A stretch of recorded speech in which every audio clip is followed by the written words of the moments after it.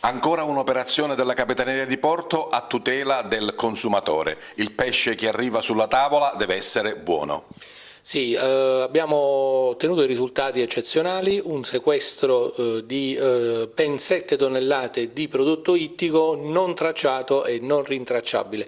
Un risultato eccezionale a garanzia e a tutela dei consumatori che ci inorgoglisce per l'entità, ma soprattutto per la bravura del personale che ha operato in condizioni estreme. Hanno operato in celle frigorifere a meno 20 gradi di temperatura, quindi ovviamente con condizioni ambientali assolutamente proibitive. L'accertamento ha reso necessario un sforzo enorme dal punto di vista di numero di persone che hanno lavorato sul campo e diversi giorni per ottenere un maxi sequestro di 7 tonnellate di prodotto ittico.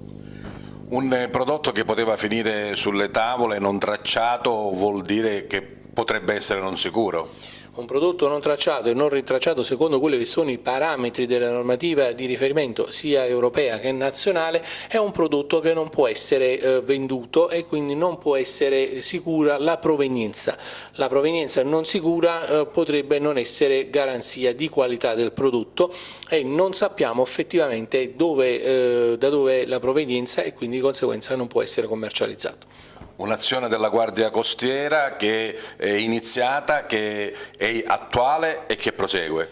Un'azione che è attuale perché ogni giorno noi siamo sul campo, sul territorio e nella provincia di Agrigento per tutelare gli interessi dei cittadini.